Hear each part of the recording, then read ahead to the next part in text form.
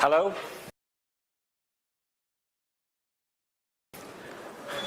I'm surprised to see some people still at 6 o'clock in the evening, so that's pretty impressive.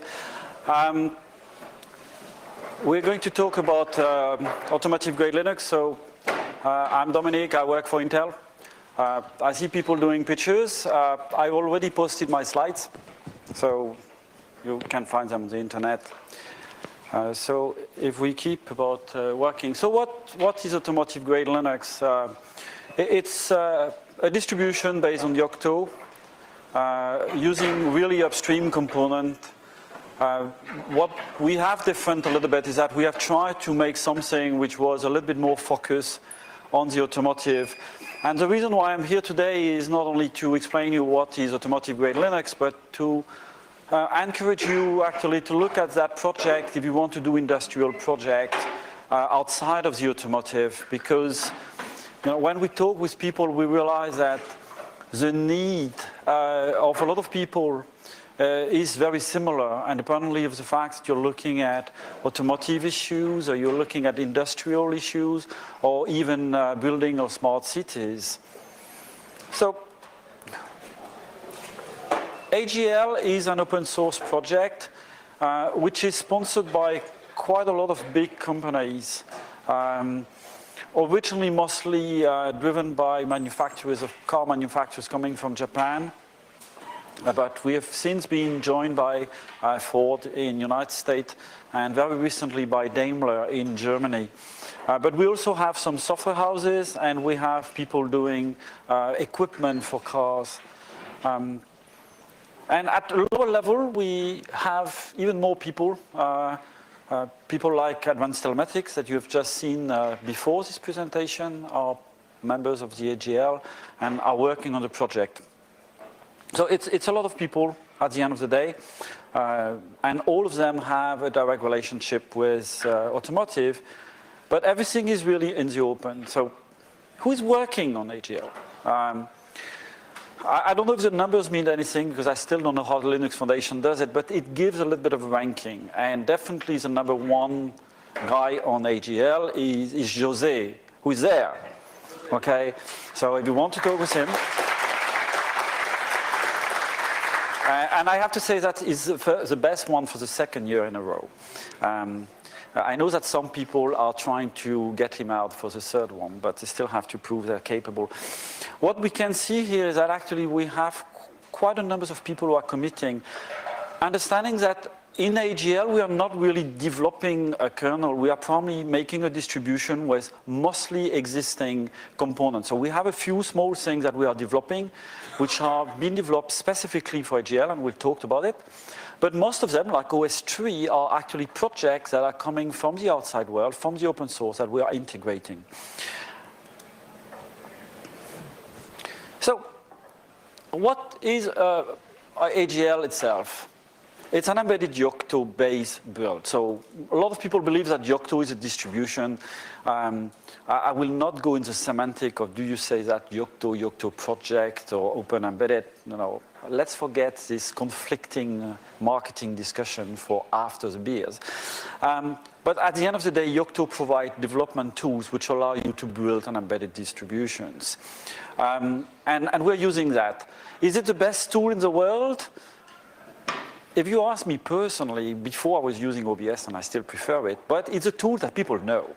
And at the end of the day, it's a tool that you're capable to deploy and you're capable to scale up with, because you can hire people who understand it and you can subcontract to companies who are capable to use it. We obviously, because we work in the industry, we had to make a system initially that would immediately start to have capability to have a very strong integrations with sensors. In the cars, you have a lot of sensors, and obviously we had to get that readable by the software. We could not have a desktop UI. Nobody wants to drive a car with a mouse. And even a touch screen is sometimes on the very strong edge of what you can do. So the user interface is very specific. Furthermore, a very important point which is driving us in AGL is that we know that the people who will use AGL, all of them want to do their own user interface. So we cannot do what we do in desktop, where you either use GNOME or KDE, and then you have a few exceptions, people using one of the 200 different desktop available on Linux. But the majority are there, using either GNOME or KDE. Now, in automotive, every car manufacturer wants to have its own UI, and actually in every car series, they want to have their own UI as well. It's a huge differentiation. It's actually likely one of the most important ones. So we had to think from the very beginning of making an OS with a distribution that would not be assuming any type of UI. When it comes to the technology of the UI, we also had very strong differentiations. You know, some people are saying, we're going to use Qt. And some say, yeah, we don't want Qt because we don't want to buy the license, and the GPL3 in a car is not really something we can afford to put in. And you know, some others said, we're going to work with HTML5, but on the other side, on some CPU, having a very performance browser is still a serious challenge.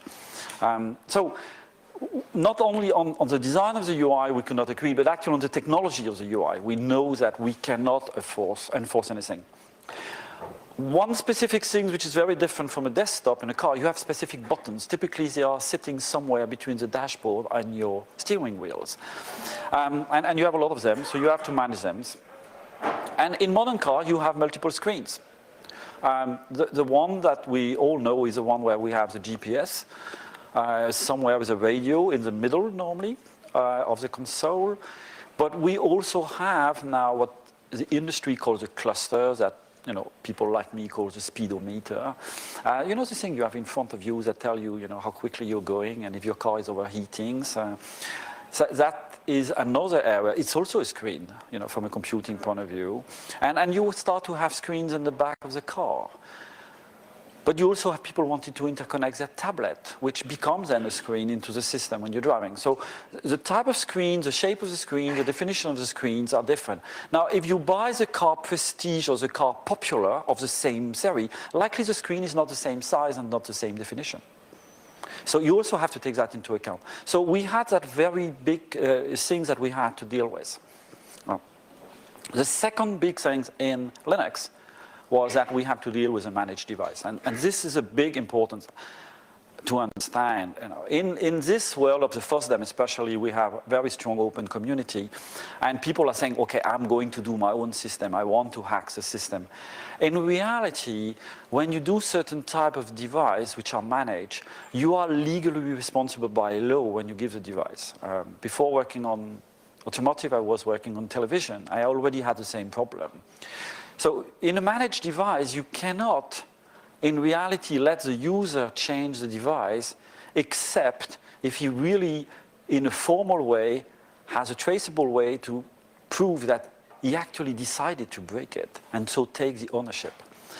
And that is a big issue we have, because on a managed device, definitely any fault is going to be blamed to the poor guy who shipped and sells the product.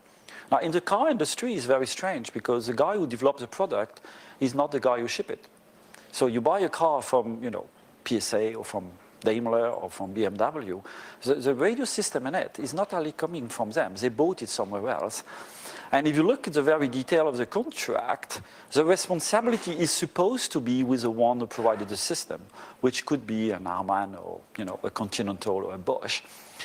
But in reality, from a user point of view, this is not the way it works. You buy a car from Mercedes, you go to the Mercedes dealer, and you don't want to know if the radio system is coming from Bosch, from Continental, or from Harman. If it doesn't work, you know, it's the guy who sold the car that will have to fix it. So on a managed device, very quickly the responsibility of any problem comes back to the guy who sold it. And that's an important point. The second issue is that all the application which runs traditionally on a gated device are actually checked by the guy who sells it. And you know, the application which is, for example, capable to receive, I drive a Volvo, and I can have the internet streaming system, which is in the car.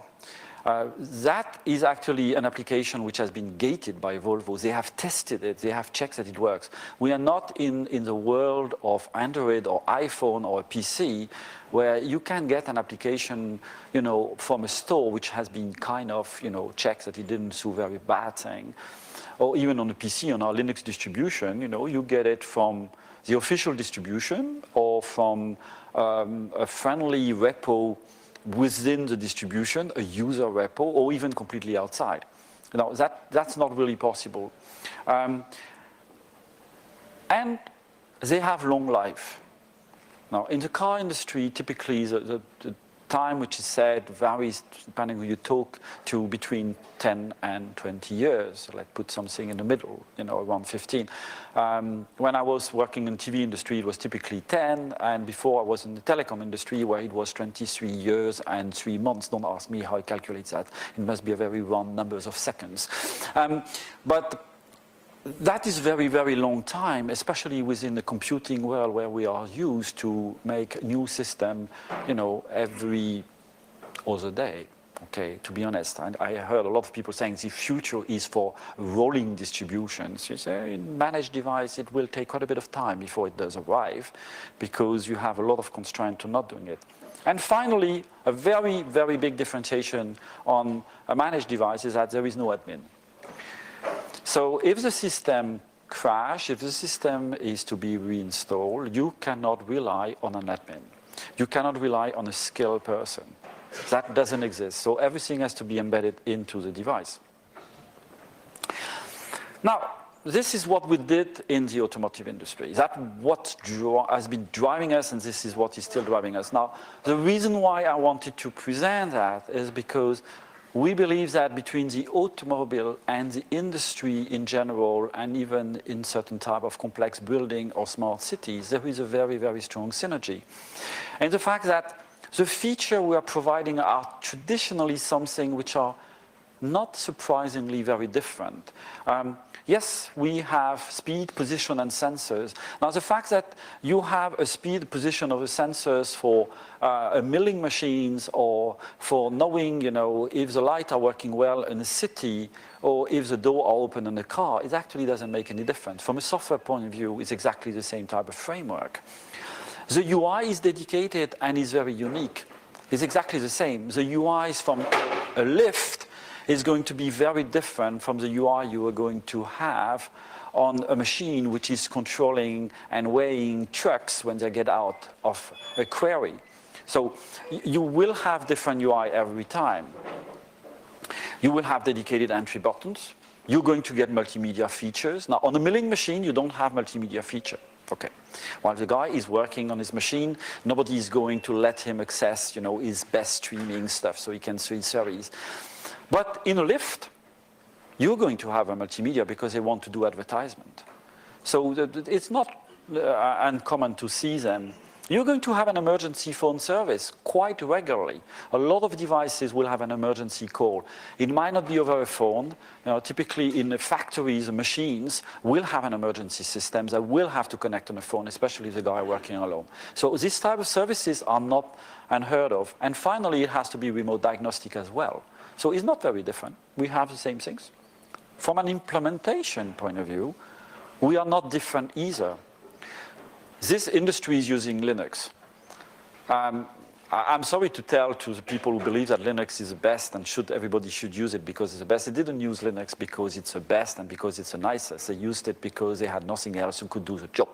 Okay, and quite often it was a connectivity into the network, which was one of the drivers to have to select a Linux.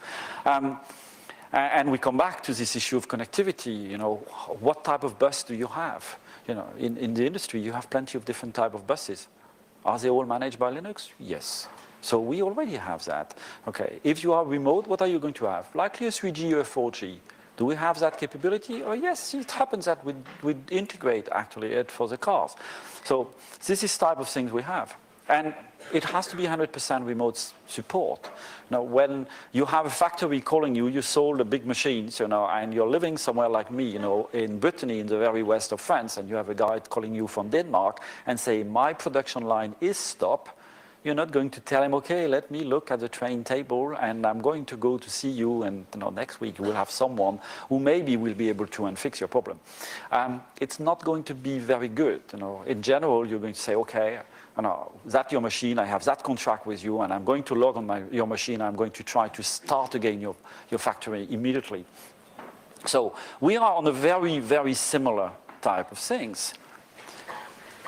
So if the requirements are very similar, and we have, in one way, in AGL, the remit to still go in that direction, let's have a look at, what we've been focusing on and what potentially we could reuse. We are focusing on the core OS. That's a very important thing to understand. In AGL, we are not really trying to do the application. We know that the car manufacturers are far better than us to find people who can make a very nice looking radio or a very nice navigation application. Now, if you go, and I invite you to have a look at our demos in the building AW, we will restart the demo tomorrow. We have a table there where we are showing AGL working on different hardwares. We have a demo, obviously, to show. We have a get UI and to let people understand what we have done. But this is not what we're focusing on. We are really focusing on the core of the OS, which allow you to build what you need on. We are working on a reasonably recent type of code. So we are based on Yocto 2.2, which was released just before Christmas. Okay, for some of you, this is ancient, almost prehistoric. Okay, it was last year. For us in the industry, that's very new, okay, and still very green. The kernel we're using are either 4.4, 4.8. I am going, at least on the Intel side, where I work pushing to 4.9 because I need a few features. So we are working on kernel which are definitely reasonably recent, and the reason is because, we'll see later, we are using some security features from this kernel. There is option to make backport, but then, hey, once again, you are by your own, and my advice is try to use what we do rather than try to reinvent the wheel. The security model has been one of our big drivers. It actually been mostly derived from Tizen. It happens that for historical reason, the team which is working on the security side of AGL has worked for numbers of them on Migo first on TV side, which had some security serious problem, and then on Tizen Common and Tizen AVI, and now we're working on AGL. Why do we stick to that model? There is a very simple reason to that. The first one is that it's a pretty light model from an embedded point of view, and secondly, Samsung is just shipping millions of products, especially televisions, with the same or very similar security model, and so we have a real test of them. What is our goal? Our number goal in security, and this is really cybersecurity, is that people using AGL will not be the first to have their car locked. One day someone will arrive to start a car in the morning, wanting to go to work, and it will have a nice drawing showing him a nice hacker saying, hey, you have to pay me 10 bitcoins if you want to go to work today. We don't want that to be an AGL car, okay? We'd rather to be it with another distribution. Now, it will happen. And we believe we're trying to do our best to avoid it to be us. So now, if you think about a factory, you have exactly the same problem. If you take a factory which is producing chocolate and you actually lock the factory chain, during 3 days, 2 weeks before Christmas, you bankrupt them. So it's a very nice way to deal with competition. Once again, it will not be acceptable. And that with IoT, especially when IoT come into the industry, is a problem that needs to be actually seriously looked at. Now, on a working point of view, we are working on standard BSP provided by Yocto with the small caveat that the kernel has to be recent. That means that you may not have to get everything 100% open source. It's nicer, it's easier, but it's not mandatory. And it's not uncommon that some SOC have, especially on the multimedia or on the communication channels, some drivers which are not open source. If they come with a BSP from Yocto, we are actually capable to actually work with them. And because we want people to be able to work and write application without dealing with Yocto, we provide an SDK ready for that. So this is what we have today, and this is January 17. So that's what we did present at CES 3 weeks ago, and that's what we are actually demonstrating again today and tomorrow. In order to help people to write application, we arrived to the conclusion that we needed to extract the writing of applications from the embedded business. The reason is very simple.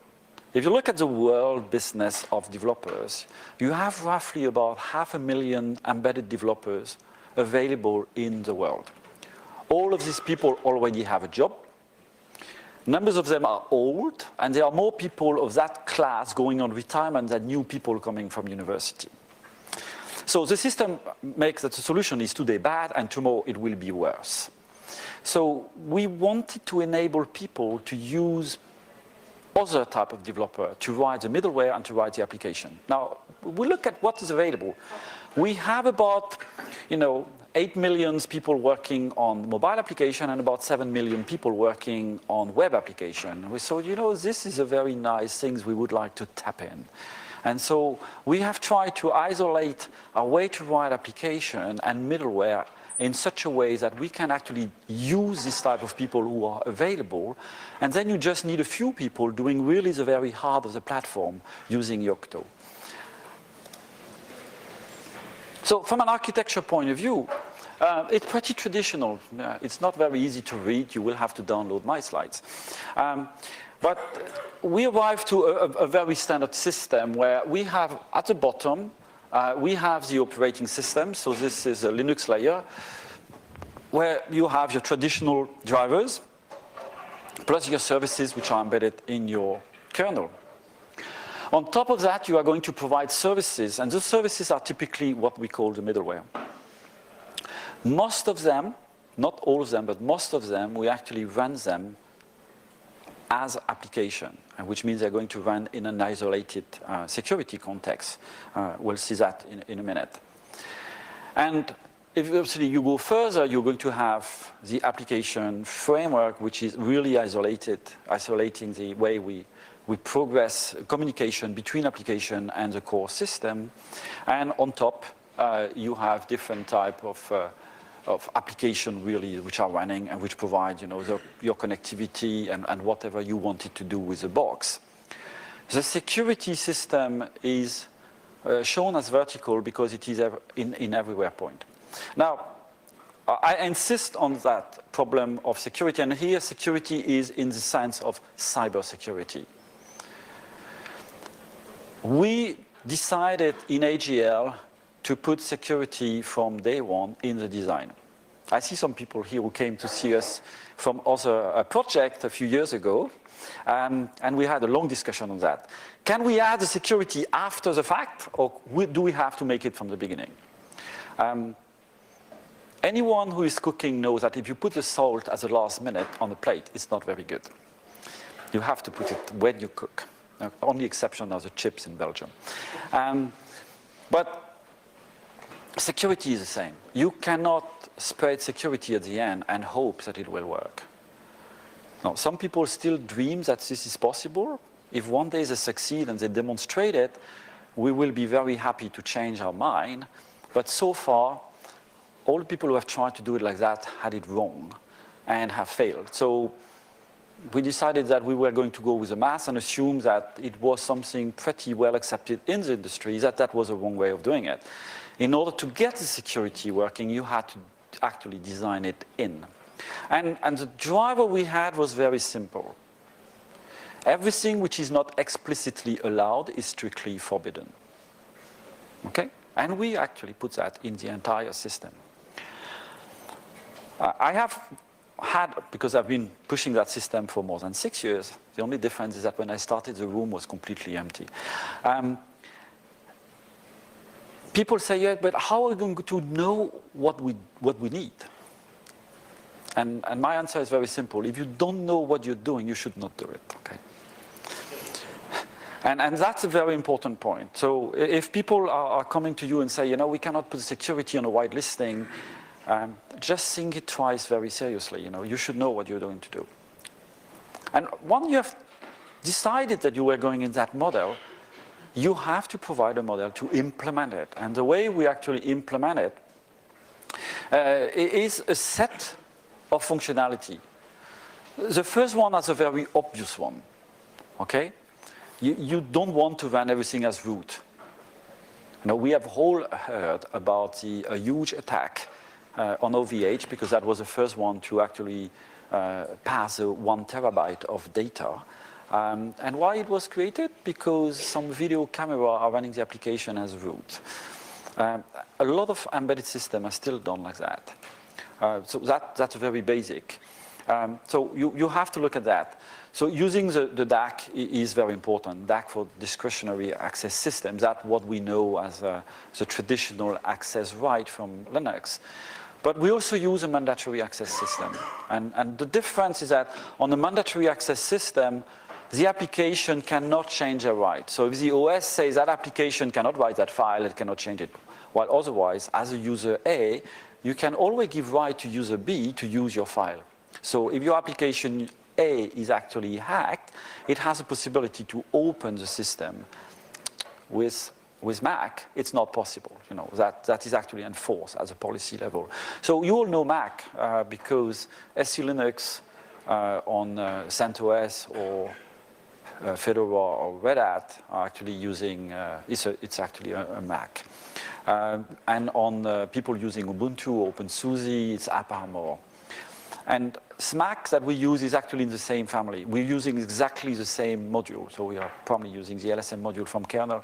And it's just a way to activate it, which is lighter, which takes less CPU. You cannot do things potentially as complex, which is good and bad. The bad side is that if you want to do things extremely complex, you may not be capable of doing. The good thing is that when you read what you have done, you are capable to understand it, which is not always the case otherwise. The second thing we did on the access is not really directly there, but we separated the access to the system with a Mac with what is allowed to be done by an application. And for that, we have a system inherited from Tizen, which is a system of checking the privileges at what an application is allowed to do. And we enforce it in different points of the system.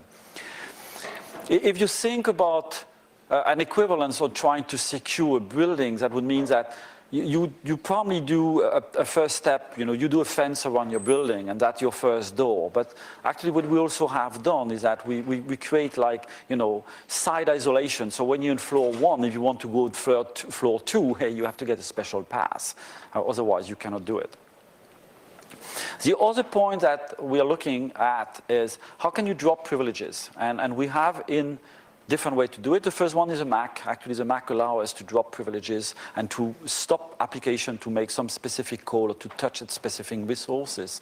But we also have other methods into the Linux kernel to drop privileges. We have the beacon filter, which are there, which are probably used by a browser mostly today. But we also have the namespaces, which is another way to drop capability to go sideways within the system. And finally, we have the C groups. And the C group is another way to stop a system to do too much. So we are using all of that. The good thing is that it makes a system by layers, and the layers are pretty easy to understand. Someone told me, yes, it looks like an onion. An onion have two particularities. One, they are stinking, and the second one, they make you cry when you use them. Security could make you cry when you use it. But it will make you less cry that if your customer gets his system locked. So it's a question of deciding what is more important. Once you have segregated your app from your OS, you really have to think now, it's very great, I have an OS, it's completely locked, how am I going to execute anything? And that's where the application manager comes in. And you heard our friend talking about OS3 before, explaining that the application framework was creating some side effect to his system. Yes, it does. And obviously, the installation, the running of an application, the delete of an application is done through the application framework and is not part of the image. Now, people using desktop are very used to that system because that's the way you use a desktop. In embedded, it's significantly less frequent. Now, our phones are working in that way as well. So it's not a complete new system. But for embedded people, it's a little bit new. The security manager is a complement to the Mac, and this is enforcing what an application is allowed to do. Remember the initial statement, everything which is not explicitly allowed is strictly forbidden. So that's the principle. If an application, when you install it, has a right which is described in the metadata, to say that this application is capable to talk on the network, then it will be allowed to talk on the network. Otherwise, it will not be allowed to talk on the network. So that is provided as a tool, and we're using a project, an open source project coming from Samsung in Poland called Sanara.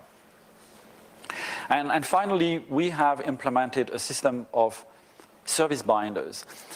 The service binder is a specific development to AGL, which we believe is of a huge interest for people trying to do industrial Linux. What it is, fundamentally, it's a daemon which presents a standard API to provide a service. So we are separating the business logic from the UI, but you can also slice your business logic in multiple compute entities which are running in independent security context. The communication between them is done through WebSockets with an authentication system. That is interesting for two reasons. The first one is that it allows you to use web developer because they know how to do that. Hey, first problem, where do I get the right people to write the code? The second interest of it is that when you develop your code, you can run it outside. So you don't have to write your code on your target. You can write your code on an external box, use the network, and just do the integration at the last minute. Or you could decide to run your UI on a tablet. Oh, that can be very interesting. Where your maintenance guy is coming, he just can connect to the box and he can use his UI, or for remote debug. And yet you don't have to develop anything extra to do it. You know, that's nice. So it has a lot of nice beauty coming with it, which are interesting. So how are you going to do that? Very simple. You are going to create agents, and those agents are going to do very specific things. So in the example taken from cars, we're going to have an agent talking, for example, to a CAN bus. But if it is in industry, it would be talking to a Modbus. You know, not much difference. And it's going to present this information into a transport access and transport with access control enforcement, which is our WebSocket system that we call the binders. And we're going to have applications which are going to talk to that system. So this is how you work. So when you want to do an application on AGL, you just have to think that you're going to have to separate your business logic in smaller parts, and you're going to work them independently, either by the use of them or by the security level, or by the fact you want them run them locally or remotely. And then on top of it, you will plug the UI. Now, do you have to separate every single thing in slice? The answer is no. We're still on a standard Linux, so if you want to actually pack a number of things together in one, if you want entity, you can. It's not always the smartest things to do. It's not, and sometimes it makes sense. It's your call. We are not enforcing a way you have to slice it like that. The only thing we're enforcing is that a binder is going to run is one security model, which means that it's not going to be able to hack things and to pass things to the other binder like that. We had a very funny experience, very interesting in a workshop just before Christmas in Japan, where our friends from Toyota, we were doing integration for demo CS and decided to copy a file from one directory to another one because it would be very nice for the next application. And when they try to run it, you know what, the system just shoots them. And we say, hey, that's normal, you know, it's designed for that. So you have definitely not that capability. But beside of that, you really do what you want. So, do I have to use always a WebSocket? The answer is no. For legacy reason, we also have provided capability to work with dbus within the same system. Now, should you do it? The answer is when you have to do it, yes. But from a performance point of view, it's going to hit you badly. So you likely don't want to do it. Secondly, if you are running on dbus and you want to extract your stuff on another computer, even for development, it's very nice. You have your small box and you want to debug on a PC where you are writing your code. That is significantly more difficult. But if you have a legacy application working like that, there is capability to actually integrate it, which is of interest. Now, where do we go? And that's a very important difference between what we have, which is what I have been presented today. So if you download what is AGL today, you will have what I have told until now. But the where we go is the next step. And this is our roadmap, if we can talk about the roadmap in open source. Okay, this is our wish list, put it like that. Okay, assuming that we'll find enough people to do it. We are working on how to implement probably a low-level first use of the hardware for security. So we want to do that. So on ARM, it will be a trusted boot, a trusted zone, and on Intel, it will be a trusted execution zone. The technology are slightly different, but when you look at the architectural level, they are very, very equivalent. And our goal is to enforce a number of areas like, for example, the installation of applications, how we can sign keys and so on, so that is executed there. The other area of work is on the hypervisor, and especially on low-level hypervisor. We are looking at an open source project called Jailhouse. Doesn't mean we will use that one, but definitely so far that's the one we're looking at, because we don't know any other equivalent in open source. And the idea is how we could actually let some very critical function be executed in an isolation in such a way that if Linux crashes, this function stays. So if you do a lift, it could be of interest to know that, if your multimedia player is for any reason crashing your Linux box, that's not going to make that the lift is going to fall down. Okay, it may stop it at the level 0, which is a very interesting thing to know. Or when the fire brigade is going and put the key to say, hey, this is fire, you know that the lift is going to come to level 0 and stop to work, because when there is fire in a building, the lift should not work.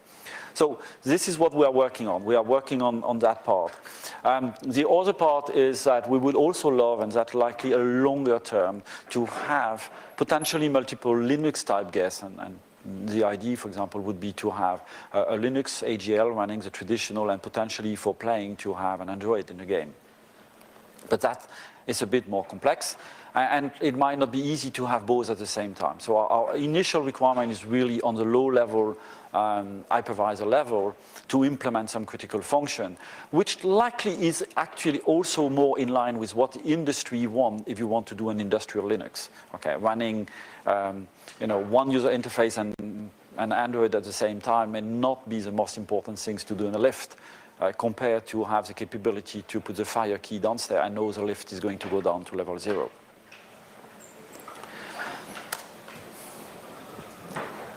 So this is where we are, where we go. Now, if you want to build it, when you're going to go on our website, you're going to find that we have a collection of log2layer. We have 2 official boards that we are supporting, one from Renesas, one from Intel, and we have community board, which are supported from the outside communities. The one which is really very nicely supported as a community board is definitely the Raspberry Pi 3. It's a very popular one, and there is a very active team on it. But we also have a Qualcomm board, which is supported, and a Texas board. So if you go to the demo, tomorrow you will see actually the Raspberry, the Intel, and the Renesas being demonstrated. And in that, we have multiple hacker board. So it means that you don't have to be in the automotive world to actually use AGL. On the Intel side, AGL works on a laptop. So it will work on a laptop or a NUC, but it also works on a Minoboard, and it works on a Joule, which are hacker board you can buy anywhere on the internet. On the Renesas side, it's actually working on the R3, which is kind of available on the internet. It's just coming, but it's more likely going to be next month than 6 months. And you have the Raspberry Pi 3. So you have boards you can buy and can start. So if you're doing your own design, it's something which is not stopping you. You can do all your prototyping and all your proof of concept without even have to wait for any hardware. And you have, without even bothering, a hardening from day one, which is going to be very nice when you're going to tell to your boss or to your customer, we're using a distribution where you have people who are looking at cybersecurity. It doesn't mean they have planned everything. It doesn't mean they are the best, but at least they have taken care of it. And the model they're using is actually surviving in the world on all the Tizen TV, which is all the new connected TV from Samsung, which has actually the biggest market share in the world. So they were talking about several hundreds of millions of devices in numbers of countries which are resisting today to that problem. So it's a good base compared to traditional embedded, where the only thing you have is a trusted boot, and as soon as you are connected on the internet, you have nothing. So you can try to redo the same thing. Before you have the same level of knowledge, you may spend a little bit of time. Secondly, when you tell to your customers that you use a security model which is deployed on hundreds of millions of devices, it's more credible than when you say, you know, I'm very smart and I know what I'm going to do and it will be good. So that's coming from the beginning. We provide the most critical services to start with an industrial project. We have the sensor capability, we have local and remote UI design capability, and we have, you know, all the tools to install the application, to build an image. So that's actually coming for free. And we designed it to add extra things, you know. As I've said, in AGL, we're not trying to do a system that is going to be the same in every car.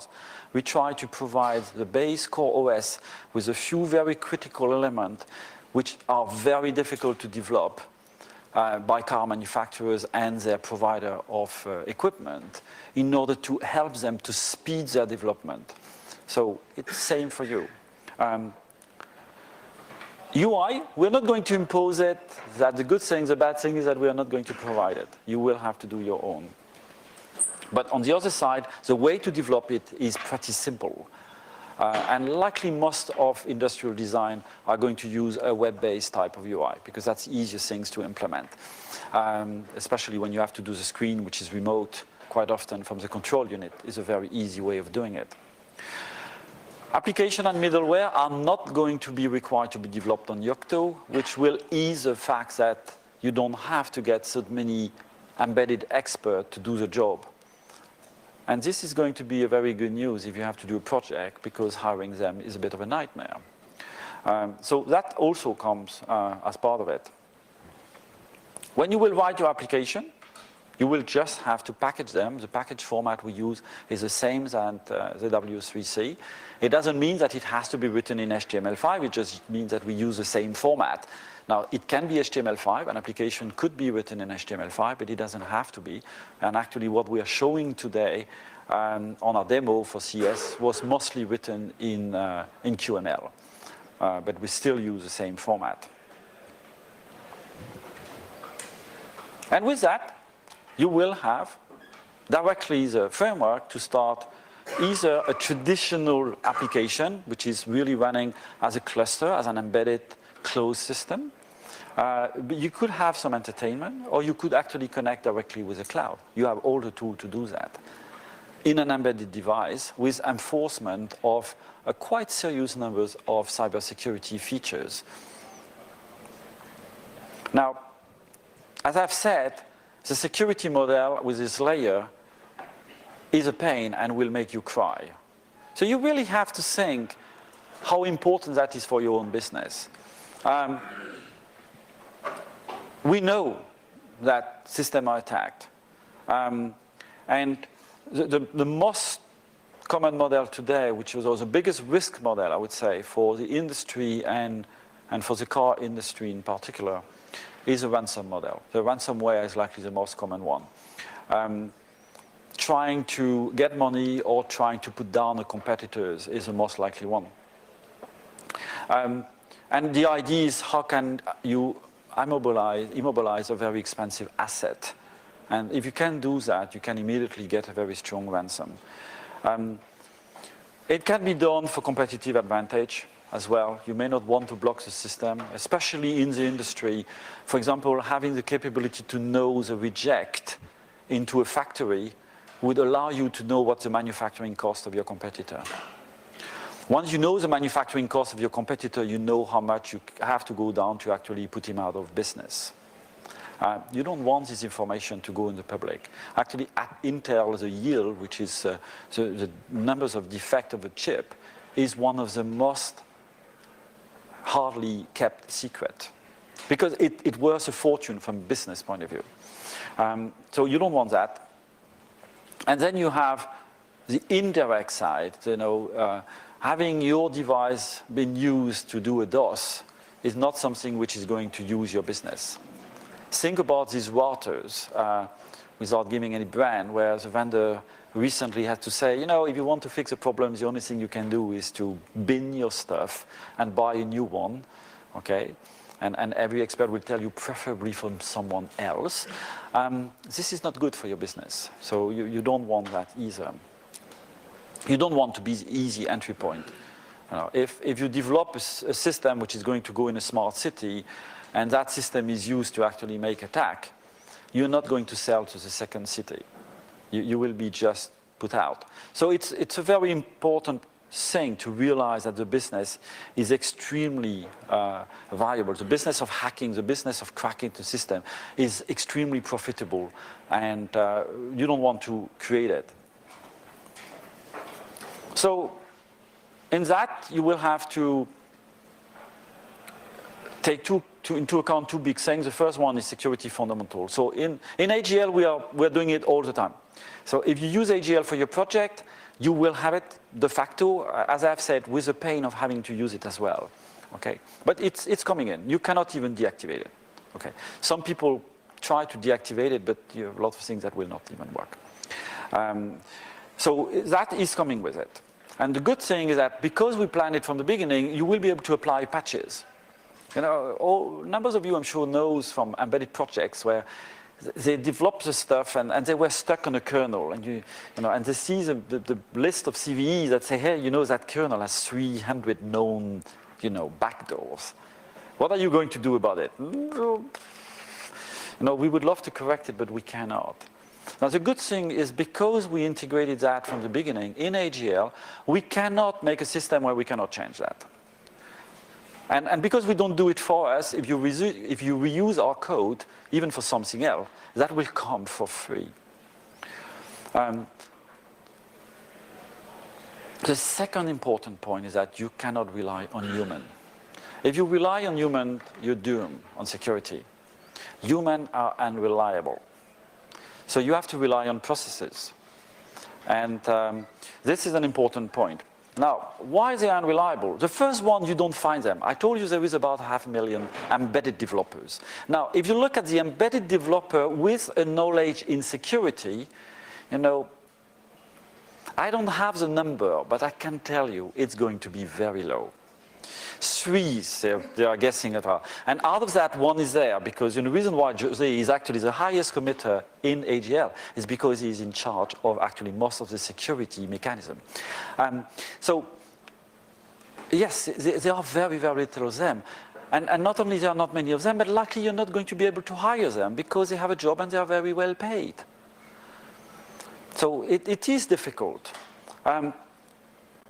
But on the other side, humans are not reliable because they have plenty of excuse for not doing it. So if you give them half of an opportunity to not do it, they will actually let the security out.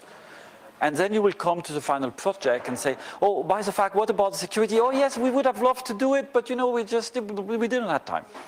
Now, if you work with our system, the good thing is that you will have it from day one, and you will have the pain from day one, and you will learn to live with it. Now, if you don't want to live with it, use something else. But if you are interested, it's coming with it. And we don't do any black magic. The system and the basic principle of how to harden a system have been known for quite a number of years. It's just that it was only done in very expensive technology. I worked on a big project at British Telecom, and I tell that to a lot of people, which had the capability and still has the capability to cut every single telephone line in the country, 30 million houses. Did we have some security? Yes. Was the problem as bad as today? No. But it was expensive. Now, when you do a camera, you cannot afford to spend the same amount of money as when you do a full operating system for a complete telco. But with IoT, you have to. If you do a smart city implementation, you have to think about it. And that's why we are actually proposing our AGL for this type of usage. Now, there is a reason why we're pushing it, okay? Because we know that if you start to use our system, you will find bugs, you will add features, you will potentially write documentation that will be really cute. But you know, we are going to get it back as well. So we are interested, let's be honest. You know, it's not a free, as say our friends from Britain, there is no such free things as a free lunch. But we believe that we can provide you a real value and that in return we will have an equivalent. Which brings me to my conclusions, okay? We believe we can help you. AGL is definitely industry friendly. And the point is that you can reinvent your own system yourself, but some people who have been pretty well respected, at least in this community, just believe that this is stupid, as we do believe it is stupid. Now, with this, I'm open for questions. This is a view of what we can see when we fly about the place where we live, so which is a nice place in Brittany. So if some of you are coming, we're welcome to visit us. And I also have put in the presentation, which is already on the website, the link to AGL documentations, and actually a video I did posted last week on how to put AGL on an Intel Joule, which is a demo which is running, or one of the demo running on the table. With that, is there any question? Yes? You know that there's a number of features, security features built in. Security is process driven. Do you have a hazard analysis or process in place so that I actually can decide which of these features I need for a specific situation? Or is it turning on everything and trying to nail every goal? Yeah, the question is pretty complex, which is, you know, about, you know, unique features and how to track them. In AGL, we fundamentally use what is available in the kernel. We are not writing a new security feature. The only thing we do is that we try to make them available by default in a way which makes sense. But we don't rewrite things. And so far, we've been really focusing on the cybersecurity. And I know you're working more on the other side, which is a functional safety. And we hope that next year we will have something to say about that. But this year we don't. So we are not inventing anything. We just use what is available, and we try to make it in such a way that you fundamentally use it without realizing you're using it. So it's not that painful. I hope it answers the question. It's not real likely what you want to hear, but that's where we are today, and that's what we have to offer today. Yes? Yes, do you have any team of pen testing or something to prove that the security model is really secure? It's a very valid question. That's not done yet, and we hope we will do it. So people getting in, and actually trying to shake our system. We are not at that level yet where people have started to use it and shake it. It's a very beginning. To be honest, we presented at CES 3 weeks ago, and that was the first time that we were presenting applications which were running completely outside of the core OS and installed outside. So it's a bit green, we are working on it. But yes, you are very welcome to look at that, and we want to improve it. You know, AGL, we have, if you put all the people working on AGL, you know, it's about 50 people, depending who is counting. It's a lot and it's a little at the same time. But yes, it's something we definitely will do. And we know that the people who are going to use the system, at least in the car industry, are going to do it. I would like to add, if there are people in the room that are willing to hack the system, we are ready to provide you all the documentation to be successful in hacking the system. We are very interested. Yeah. Why did you choose SMART instead of SLinux? Why we the question is, why did we select SMAC instead of SE Linux? There is a very simple reason. The first one, when we were working on Tizen project, we evaluated the hit in performance between SE Linux and SMAC. And one was about 15% of hardware, and the other one was 3%. So, that was already a big difference. Secondly, when Samsung did Tizen 2, they went using SMAC in a very, very extensive level because they didn't have Sinera at the time. And they ended by having a system with 22,000 rules. And so they did a huge investment to put down that system with this 22,000 rules to still use less than 5% CPU on a mobile phone. So it was really, sharply attuned to embedded. That was the first side. The second side was the complexity. When we looked at the default policy from SE Linux, at top of my head is 22,000 lines. 30,000 lines. It's huge, okay? It might be even more than that. Jose, do you remember the number? We looked at it some time ago. It's huge, okay?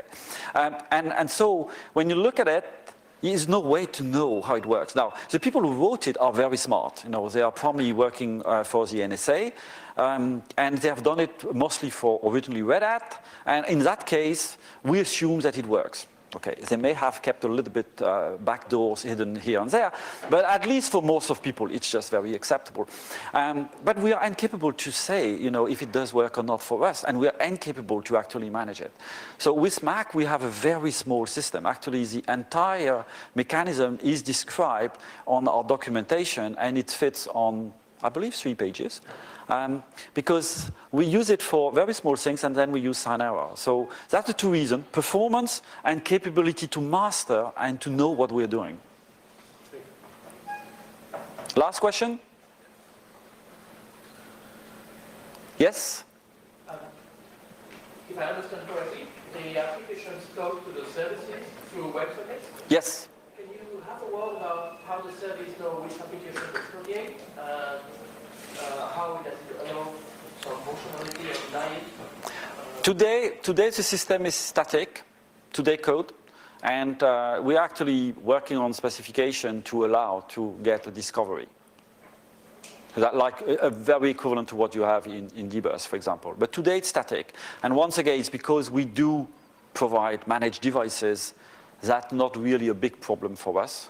But we know that that will have to improve. Okay? And that's why we want you to help us. Okay? It's a good idea, you should do it. Okay? No more question? Great. Thanks.